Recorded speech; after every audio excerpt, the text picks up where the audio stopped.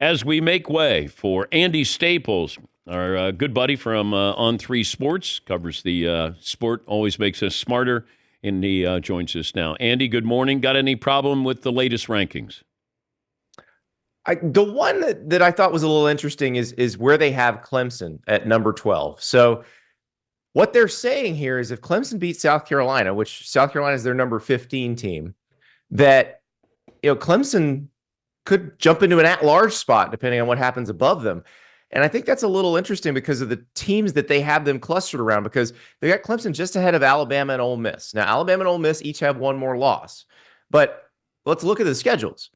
Clemson, toughest game they played, Georgia, got destroyed by Georgia. Alabama and Ole Miss both beat Georgia. Clemson did not play the kind of schedule they did. Now, what you can say is, well, Alabama shouldn't have lost to Oklahoma by 3 touchdowns. Ole Miss shouldn't have lost to Florida. I mean, those are 5 lost teams, and that makes perfect sense. But Clemson's other losses to Louisville, which is potentially going to look just like that if Louisville loses to Kentucky this weekend. So I think that's a weird spot. And I heard Ward Manuel talking about it last night. I think what's going to happen, and the Clemson fans are not going to like this, if they beat South Carolina, they're going to get jobbed out of this thing anyway, because the committee's going to look at it again and go, oh, we screwed that up, and put Alabama or Ole Miss ahead of them. Okay, why is Alabama ranked ahead of Ole Miss? It's a great question, because there's no real head-to-head to figure out. You've got some common opponents, but that's pretty much it. Ole Miss lost to LSU. Alabama crushed LSU.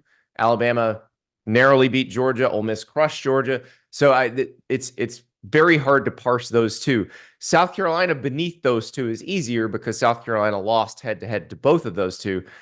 What'll get interesting about that, Dan, though, is if South Carolina beats Clemson this weekend, can you put them above Alabama or Ole Miss? Because they lost to them. Give me the team that is in the playoffs now that won't be in the playoffs once they start. Ooh, that's a great question, because it could be somebody who just loses this weekend. That's the thing. There were a couple holy crap games this past weekend, and it was Alabama, Oklahoma, and Florida, Ole Miss. There's potential for something like that. So I think if Notre Dame lost to USC, I think they'd be out, because I think we all need to agree to count Notre Dame's loss to Northern Illinois as 2 losses. Oh, because it's that bad. But if it's your only loss, okay. But if you go lose to a 5-loss USC, in addition to losing to Northern Illinois, you probably should be out.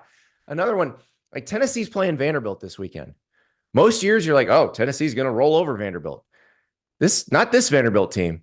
This could be a really good game, and this is a scary spot for Tennessee, because if Vandy wins, Tennessee's out. Well, you also have Maryland against Penn State that's kind of sneaky good there. Yeah, I'm not as worried about that, because Penn State got their scare against Minnesota last week. I think they match up really well with Maryland. I was very impressed with the way James Franklin handled the end of that game. I kind of like that, because I want to see that version of Penn State in the playoff, where he's faking a punt, he's going for it on 4th down to salt away the game, and the way he termed it was winning it on their terms. That's how you have to win in the playoff, and that's not something that Penn State has done really a lot in the last few years. So I'm kind of interested to see what they do. I think they're going to be fine against Maryland. The other one that's weird that I'd worry about, Dan, now this team could be out with this. If Miami were to lose to Syracuse, the total in that game is like 67.5. Seems completely reasonable. This feels like a complete shootout. Miami's defense has been somewhat suspect, but so is Syracuse's. So I think this could be a very high-scoring last team with the ball wins kind of game.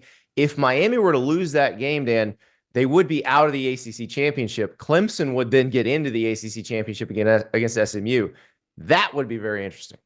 We're talking to Andy Staples. He covers college football for On 3 Sports. Give me the school that is out of the playoffs, who will be in the playoffs when they start. Well, right now, if you look at the rankings, all of the Big 12 teams are out. One of them is going to get in. There's 4 teams, all of which have a chance to make the conference title game, depending on what happens this weekend. And the winner of that conference title game is getting in. So I would say Arizona State and Iowa State, I kind of feel the best about. And then those two play. And Arizona State's the hottest team in the league right now. So I think Sparky would be the one that makes it in there. What's going to happen to these conference championship games in the future? That's a great question. They've already talked about expanding the playoff to 14 starting in 2026. And I think the reason for that is they want to make sure that the SEC and Big Ten championships have some stakes, because those would be the only two buys. And you would assume that those are probably going to the Big Ten and SEC champs. So the worry was that both of those games, both those teams are in the playoff. Nobody cares. I mean, you can make a case this year that it's probably better to lose the Big Ten championship and be the 5 seed than be the 1 seed. Wow. So they don't want that. They don't want to have that happen. So I think that's what you're going to see with those games. Now, this format is great for the Big 12 championship game. It's great for the ACC championship game because those are win and in situations, probably. Now, maybe the ACC, they both get in. We'll see. But the Big 12 is absolutely going to be the winners in, the losers out, and that's all. And I think they'd like to keep it that way because I think that actually makes it the best product. But then the Big Ten and the SEC, it's a different story. Good to talk to you. Happy Thanksgiving. Safe travels this weekend, Andy. Thank you. Happy Thanksgiving to all you guys. Andy Staples on 3. He covers college football. He'll be at Texas A&M.